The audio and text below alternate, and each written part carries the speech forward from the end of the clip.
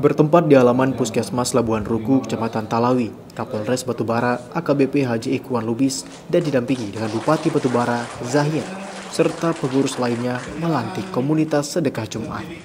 Pelantikan ini ditandai dengan pemberian bendera pelakat dan sertifikat kepada pengurus KSJ Kabupaten Batubara serta 100 anggota lainnya. Selesai melakukan acara pelantikan, komunitas ini langsung bergerak di tengah-tengah masyarakat dengan memberikan bantuan tali asi kepada warga kurang mampu di sekitar tempat berlangsungnya acara. Bupati Batubara Zahir dan Kapolres Batubara langsung meninjau diberlakukannya pertama kali operasional Puskesmas Labuan Ruku di Kecamatan Talawi. Kapolres dan Bupati berharap agar relawan KSJ dapat membantu masyarakat serta membuka peluang kepada siapa saja yang ingin bergabung dengan komunitas dan beramal dengan tujuan akhirat. Kita sudah saksikan bersama kami Dewan Pembina mengukuhkan nanti koordinator KSJ, pengurusan KSJ di Batubara. Mudah-mudahan nantinya KSJ di Batubara ini lebih berkembang lebih besar lagi sampai ke tingkat kecamatan, kelurahan, desa dan sampai ke dusun. Sedekah Jumat yang inisiator oleh Bapak Kapolres Batubara, tapi bukan di Batubara saja, beliau sudah menginisiator di Sumatera Utara, bahkan nanti sampai ke Indonesia. Dan di Batubara ini sangat antusias masyarakat dan berterima kasih atas kegiatan ini. Tapi organisasi ini juga, relawan ini juga bukan hanya ini saja relawannya. Kita membuka ya Pak Kapolres ya, membuka siapa saja. Dari Batubara, Sumatera Utara, Jasa Manurung, TV One mengabarkan.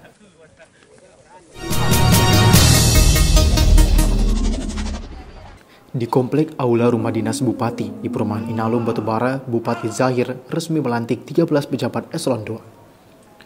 Dalam acara pelantikan tersebut turut hadir Dandim Kapolres dan Kajari Batubara, Ketua DPRD dan unsur lainnya.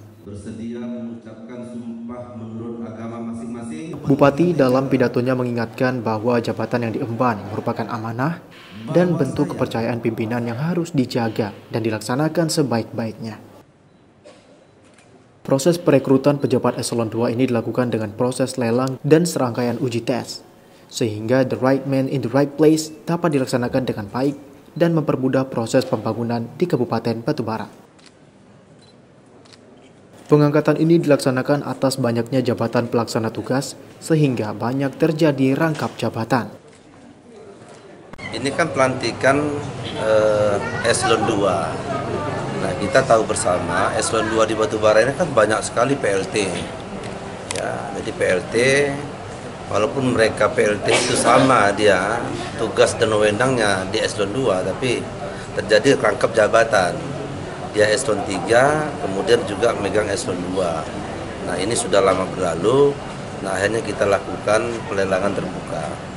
Nah, ketika mendapat izin dari KSN beberapa waktu yang lalu, maka akhirnya kita lakukan pelantikan supaya eselon 2, kepala OPD itu sudah definitif, sehingga lebih memudahkan mengambil kebijakan dan bisa mempercepat program pembangunan Kabupaten Batubara.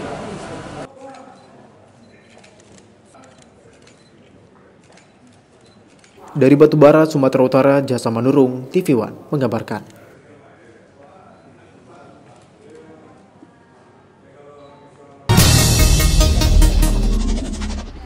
Masyarakat Desa Sidodadi, Kecamatan Batangkuis, Kabupaten Deli Serdang menolak pemberian tali asih sebagai pengganti lahan oleh PT PN 2. Penolakan tersebut didasari karena PT PN 2 tidak bisa menunjukkan sertifikat hak guna usaha yang asli area kebun Bandar Kelipa di hadapan masyarakat. Audiensi masyarakat dengan pihak PT PN 2 dimediasi oleh unsur Muspika Kecamatan Batangkuis di aula kantor PT PN 2 Kebun Bandar Kelipa serta pihak BPN. Menurut warga, lahan yang ditempati masyarakat tertuang di dalam sertifikat HGU nomor 113 yang masih aktif hingga 2028. Namun saat masyarakat meminta sertifikat asli, pihak PT PN 2 hanya menunjukkan fotokopi dari sertifikat tersebut. Ironisnya, sejumlah perwakilan masyarakat juga mempunyai fotokopi sertifikat yang sama, di mana areal yang mereka tempati bukan termasuk wilayah HGU PT PN 2. Luas lahan yang tertera di dalam sertifikat nomor 113 HGU PTPN 2 tersebut ialah 1.119 hektar yang diterbitkan oleh PTPN Deli Serdang. Menyikapi masalah ini, masyarakat meminta transparansi pihak PTPN dan BPN dikarenakan adanya sertifikat tanah yang sama. Namun kedua pihak tersebut belum bersedia memberikan keterangan kepada media. Padahal sebenarnya kan tak ada yang rumit bagi kita. Kalau umpamanya memang lahan tersebut, lahan yang dikuasai oleh dan diusahai oleh kelompok tani swadaya masyarakat itu masuk dalam HGU 113 dan diterbitkan secara sah. Sebenarnya masyarakat tak perlu dikasih tali asi pun, dia bongkar sendiri bangunannya. Dari Deli Serdang, Sumatera Utara, tim TV One mengabarkan.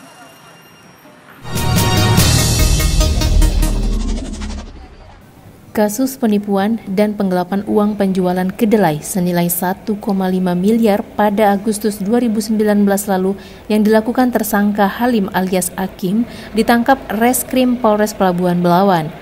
Tersangka telah dilimpahkan Polres Pelabuhan Belawan kepada pihak cabang Kejaksaan Negeri Deli Serdang di Labuhan Deli. Kejaksaan akan melimpahkan kasus ini ke pengadilan. Penyerahan tersangka merupakan bagian tahap kedua pelimpahan berkas perkara dari polisi kepada kejaksaan. Tersangka Halim alias Akim, warga Jalan Platina Raya, Kelurahan Titipapan, Medan Deli, dititipkan sementara di Rutan Kelas 2B Labuhan Deli. Dalam waktu dekat ini, Jaksa Penuntut Umum segera melimpahkan perkara ini ke Pengadilan Negeri untuk tahap persidangan. Menurut Jaksa Richard Simarimare mengatakan, dalam hal ini menerima berkas penyidik dalam kasus penggelapan, selanjutnya kasus ini akan dilimpahkan pengadilan. Tersangka terkait dugaan penggelapan pembayaran uang pembelian kacang kedelai untuk kebutuhan industri yang dipesan tersangka. Kan kita mengasih petunjuk karena ada kekurangan. Sesudah itu dari penyidik melakukan dan melengkapi daripada berkas perkara itu dan akan diserahkan sama kita dan kita memeriksa kembali memang betul atau enggak. Sesudah itu kita mengeluarkan P21. Selanjutnya polisi menyerahkan sama kita itu tahap kedua tahanan, yaitu tahanan dari polisi ke kejaksaan. Sesudah itu kita terima, jadi tahanan kita udah kita tahan di Rutan Labuhan Deli dan selanjutnya kita akan melimpahnya ke pengadilan untuk tahap persidangan. Dari Medan, Sumatera Utara, Martinus Sitorus, TV One mengabarkan.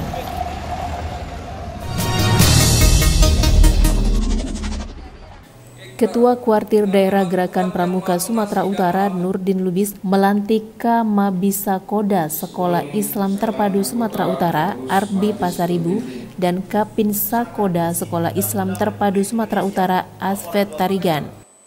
Pada upacara pelantikan khusus ditandai dengan pengucapan ulang janji Trisatya dan penandatanganan naskah pengukuhan serta pembacaan ikrar pengurus SAKO dilaksanakan di Medan. Didampingi oleh jajaran pengurus Kuardasu, Nurdin Lubis mengajak SAKO Pramuka Sekolah Islam Terpadu bersama-sama menggandeng kepramukaan demi tercapainya tujuan gerakan pramuka, serta pasca terbentuk dan dilantiknya pengurus Kuardasu 2019 sampai 2024. Segenap jajaran pengurus berupaya sekuat tenaga membangun kembali kepramukaan di Sumatera Utara. Bahwa SAKO Islam Terpadu cinta terhadap Negara Kesatuan Republik Indonesia yang akan melahirkan satu generasi penghafal Quran di seluruh sekolah Islam Terpadu Sumatera Utara. Yang kedua, bagaimana mewujudkan generasi terbaik anak-anak Indonesia, yaitu dengan dilandasi atas ketakwaan kepada Allah SWT. Dan yang ketiga, ingin mewujudkan bahwa pramuka di sekolah Islam Terpadu, khususnya di Kuarda Sumatera Utara, jaya dan terus berkembang. Melantik dan mengukuhkan kepengurusan Satuan Komunitas Sekolah Islam Terpadu tingkat daerah Sumatera Utara. Ada beberapa satuan, ada satuan karya dan ada satuan komunitas. Khusus untuk satuan komunitas adalah satuan gerakan pramuka yang menghimpun anggota berdasarkan profesi dan agama. Dari Medan, Sumatera Utara, Zulfahmi, TV One mengabarkan. Puluhan anggota kelompok tani apresiasi bantuan bibit lemon yang diberikan kepada masyarakat. Marhuwale Simbolon, salah satu balon Bupati Samosir periode 2020-2024, menunjukkan niat baiknya kepada masyarakat dengan memberikan bantuan bibit lemon dan alsinta kepada kelompok tani usaha bersama di Desa Lintong Nihuta, Kecamatan Ronggur Nihuta, Kabupaten Samosir.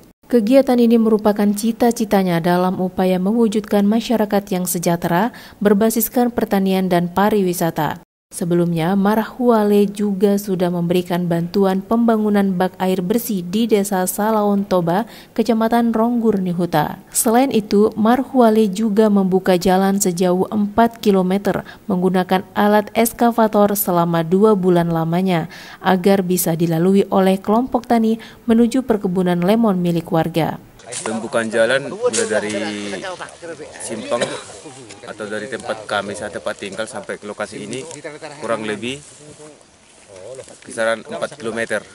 Itu yang dibuka sama Bapak Marhuwale pakai alat berat. Usai mendaftarkan diri ke Partai Demokrat, Marhuwale menyatakan keseriusannya dalam membantu petani. Ia berkomitmen akan merubah pertanian dengan pola blueprint. Kedepan, ia berharap selain membangun daerah yang dikenal akan keindahan wisatanya, ia juga meningkatkan sektor pertanian sesuai basis masyarakat lokal. Saya Marhuwale akan merubah blueprint ini dengan tegas dari berbasiskan pariwisata menjadi berbasiskan pertanian.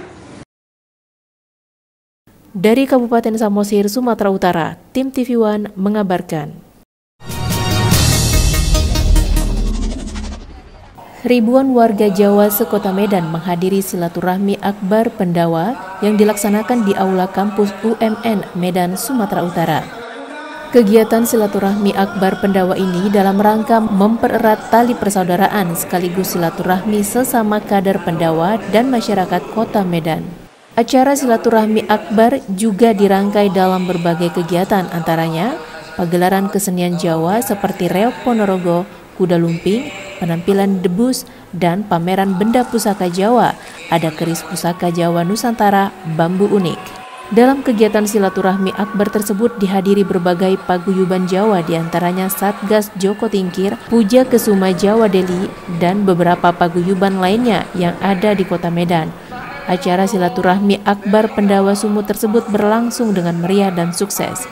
Selain silaturahmi akbar, Ketua DPW Pendawa Sumut juga menyatakan sikap siap mendukung Bobi Nasution untuk maju sebagai calon wali kota Medan.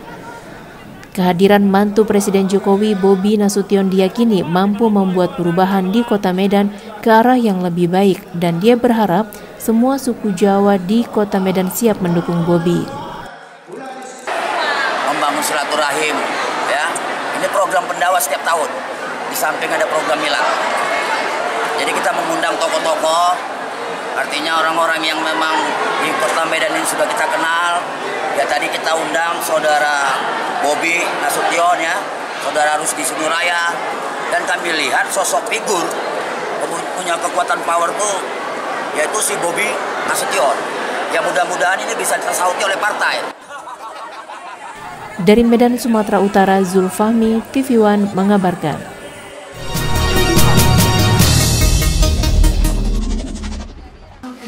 Gubernur Sumatera Utara dan YSKI menghadiri acara Hari Ulang Tahun ke-54 Pertuni yang digelar di Sekretariat Pertuni Sumut, Jalan Sampul, Medan, Senin lalu. Ratusan penyandang tunanetra seluruh kota Medan berkumpul, serta sangat senang atas kehadiran Gubernur Sumatera Utara Edi Rahmayadi dalam acara tersebut. Dalam hal ini, Gubernur Sumatera Utara menyampaikan keinginannya untuk membenahi kantor Sekretaris Pertuni, sehingga menjadi tempat yang nyaman untuk berkumpul, serta meminta organisasi perangkat daerah terkait segera menyiapkan segala sesuatu yang dibutuhkan penyandang tunanetra. Dalam HUT Pertuni ke-54, Yayasan Surya Kebenaran Internasional memberikan paket makanan, susu, serta menyediakan hadiah lucky draw untuk penyandang tunanetra. Yayasan Surya Kebenaran Internasional mengucapkan terima kasih atas dukungan para donatur yang membantu kegiatan ini. Koordinator YSKI Dr. Gigi Anita mengatakan, dalam kesempatan HUT ini berharap penyandang tunanetra bekerja sama untuk menjadi yang terbaik di masyarakat. Hari ini adalah hari ulang tahun Pertuni, Persatuan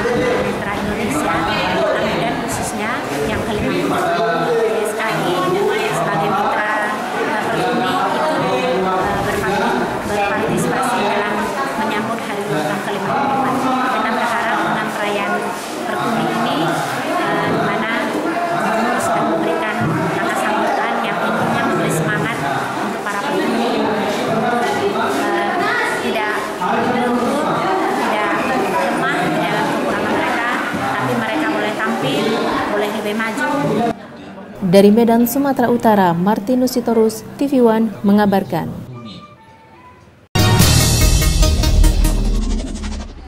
Dewan Pengurus Cabang Himpunan Pengusaha Pribumi Indonesia atau HIPI Kota Pematang Siantar dan Kabupaten Simalungun periode 2020-2025 resmi dilantik oleh Ketua DPD HIPI Sumatera Utara, Dian Ari Permana Harahap. Prosesi pengukuhan kedua organisasi ini digelar di Hall Convention Center Hotel Horizon, Kota Pematang Siantar, Sumatera Utara. Sebelum acara pengukuhan DPJ HIPI Kota Pematang Siantar dan DPJ HIPI Kabupaten Simalungun, kedatangan Ketua DPD HIPI Sumatera Utara dan rombongan disambut dan diarak oleh panitia dan pengurus yang akan dilantik dengan menggunakan Betor BSA khas Kota Pematang Siantar menuju lokasi kegiatan. Setibanya di lokasi acara, Ketua DPD HIPI Sumatera Utara Dian Ari Permana Harahap dan rombongan kemudian disambut oleh tarian tradisional adat Simalungun dan dikenakan pakaian kebesaran adat Simalungun. Pemberian seperangkat pakaian adat Simalungun kepada tamu ini dipercaya mengandung kekuatan yang bersifat religius dan dianggap memiliki daya istimewa untuk memberikan perlindungan. Prosesi pelantikan diawali dengan mengumandangkan lagu Indonesia Raya dan dilanjutkan dengan menyanyikan lagu Mars HIPI. Acara kemudian dilanjutkan dengan pembacaan surat keputusan DPD HIPI Provinsi Sumatera Utara tentang kepengurusan dan jabatan DPC HIPI Kota Pematang Siantar dan dilanjutkan dengan penyerahan petaka organisasi HIPI kepada ketua terpilih. Untuk wilayah Kota Pematang Siantar, DPC HIPI periode 2020-2025 dipimpin oleh Erwin F. Siahaan selaku ketua dan sekretaris Ricky Bonamanurung dan bendahara Metro Bodiat Hutagal. Usai prosesi pelantikan kepengurusan DPC HIPI Kota Pematang Siantar, kegiatan kemudian berlanjut dengan pembacaan surat keputusan DPD HIPI Sumatera Utara tentang kepengurusan dan jabatan DPC HIPI Kabupaten Simalungun. Untuk wilayah Kabupaten Simalungun sendiri, DPC HIPI periode 2020-2025 dipimpin oleh Arifin Sihombing selaku Ketua DPC, sekretaris dijabat oleh Hendra Sukma Sinaga dan bendahara Suryawan Esa. Erwin P. Siahaan, Ketua HIPI Kota Pematang Siantar mengatakan kehadiran organisasi HIPI di Kota Pematang Siantar dapat memberikan ide dan kreasi bagi para usahawan dan UMKM yang ada di Kota Pematang Siantar. Kami akan bergandengan tangan dengan teman-teman semuanya. Kami akan melakukan rakerda untuk Kota Pematang Siantar, yang mana apa poin-poin yang akan kami kembangkan di Kota Pematang Siantar ini. Ya, yakni seperti tadi yang saya ucapkan, kami akan melakukan wisata alam arum jeram, baik itu di Baku Gorilla, itu yang paling awal, dan kemudian kami akan melakukan kewirausahaan di kampus-kampus yang ada di Kota Pematang Siantar, baik itu di Nomensen ataupun di USI sebagai contoh dekatnya. Dengan terbentuknya HIPI di Kabupaten Simalungun, mudah-mudahan tergerak para wirausahaan semakin bergerak untuk membangun Kabupaten Simalungun terkhusus Indonesia. Program yang pertama konsolidasi, yang kedua meningkatkan UMKM dan UKM, dan juga mendorong pemerintah membuka rest area. Meneruskan surat keputusan yang sudah kita berikan kepada para ketua umum di Siantar dan Simalungun, dan alhamdulillah hari ini terlaksana dengan baik. Tentunya harapan kita agar DPC HIPI Siantar dan Simalungun mampu menjalankan amanah organisasi dengan baik, mampu mengadopsi segala macam program-program kegiatan yang telah kita jalankan di Sumut di dalam menumbuhkan pertumbuhan ekonomi di Kabupaten Simalungun dan juga Kota Pematang Siantar. Dari Pematang Siantar, Sumatera Utara, Daud Sitohang, TV One mengabarkan.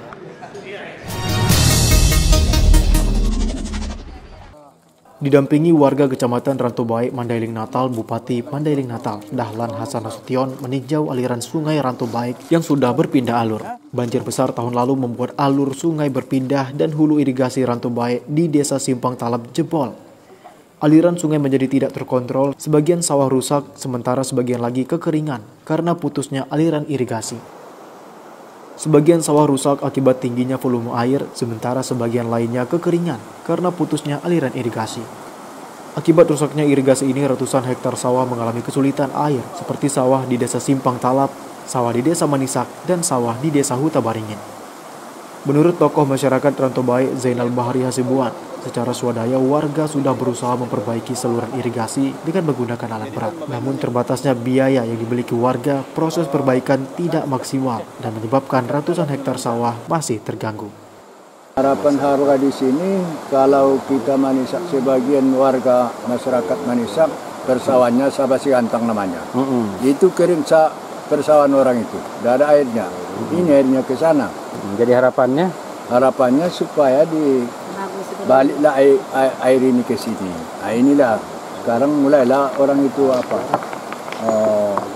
ini sudah ini jalanlah sawah yang 3 desa ini. Secara manual kemarin swadaya masyarakat. Iya. Selain itu, Bupati juga meninjau jembatan Rangka Baja yang rusak akibat dipotong orang tidak dikenal. Sebagian rangka jembatan dipotong dengan mesin las sehingga tidak bisa menopang kendaraan roda 4. Untuk mengatasi hal ini, Bupati sudah menurunkan peralatan las dan rangka baja untuk dilakukan penyambungan sehingga fungsi jembatan normal kembali. Dari Mandailing, Natal, Sumatera Utara, Romulo Siregar, TV One mengabarkan. Guna meningkatkan dunia perhotelan dan mengembangkan wisata kuliner di Provinsi Sumatera Utara, Grand Ina, salah satu hotel grup Hotel Indonesia Natur di Medan, menciptakan sebuah inovasi dan kreasi terbaru dalam memperkenalkan sajian kulinernya. The New Taste Asian Cuisine atau rasa baru masakan Asia dengan 4 menu spesial seperti duo of king prawn dan salmon, sweet corn soup, Asian surf and turf, serta mango pudding. Hadirnya 4 menu spesial tahun ini, pihak Hotel Grand Ina juga tidak luput menggandeng chef kenamaan bertaraf internasional, Vindex Tanker. Sosok chef yang juga dikenal sebagai juri Master Chef dan Top Chef Indonesia. Peluncuran perdana rasa baru masakan Asia di Grand Ina Medan turut dimeriahkan dengan berbagai kegiatan, yakni pertunjukan barongsai, fashion show yang diiringi violis Carol Yawan asal Jakarta. Kegiatan ini juga sekaligus untuk memeriahkan suasana perayaan Tahun Baru Imlek di Kota Medan. Sekalian juga kami menyajikan kuliner khas dari Sumatera Utara yang dipadu-padankan oleh Master Chef Vindex Tanker yang malam ini mengangkat konsep makanan untuk perayaan Imlek. Sebagai hotel yang berada di lokasi yang sangat strategis di jantung kota, Grand Ina Medan saat ini terus melakukan pengembangan dan menciptakan inovasi terbaru. Grand Ina Medan merupakan satu-satunya hotel yang memiliki fasilitas kolam renang air asin yang sangat baik bagi kesehatan. Dari Medan, Sumatera Utara, Zulfahmi, TV One mengabarkan.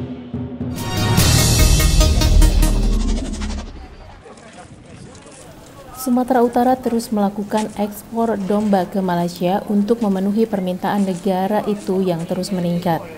Sedikitnya 250 ekor domba terus dikirim yang berasal dari berbagai daerah di Sumatera Utara.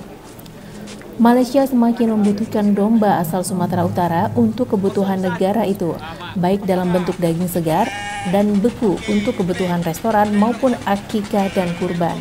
Ekspor domba dari Sumatera Utara memiliki dampak positif, termasuk perekonomian peternak. Rata-rata domba yang dikirim ke luar negeri memiliki bobot 35 kg ke atas, bahkan diantaranya afkir. Domba Sumatera Utara semakin diakui.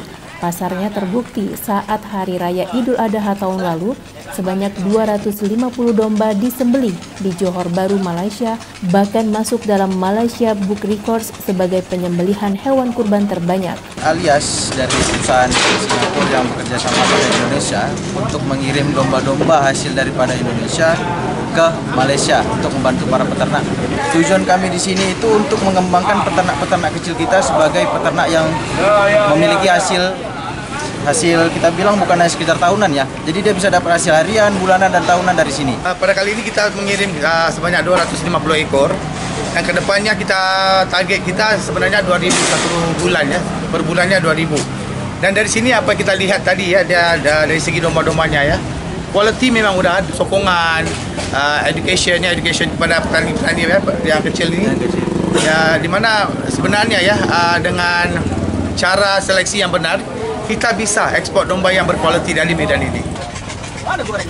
Dari Tanjung Balai, Sumatera Utara, Jasa Manurung, TV One mengabarkan.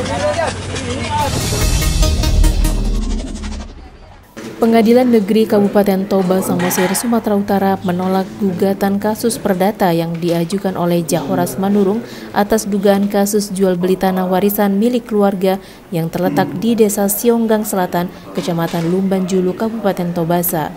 Sidang yang dipimpin Paul Marpaung sebagai Ketua Majelis Hakim, didampingi Hakim anggota Hans Prayugotama dan Arif Wibowo, ini berlangsung sekitar pukul 8 malam.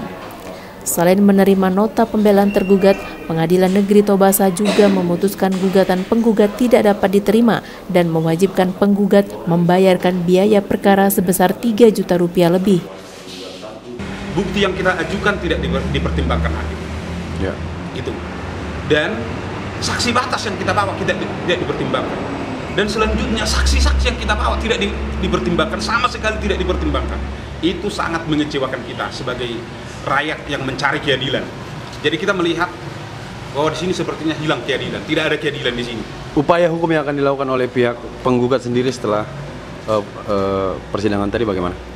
Kami akan melakukan upaya hukum, termasuk banding atau paling tidak nanti kami akan ulang gugatan di sini. Akan ulang gugatan karena putusan tadi tidak diterima. Artinya dengan alasan tidak lengkap tergugat.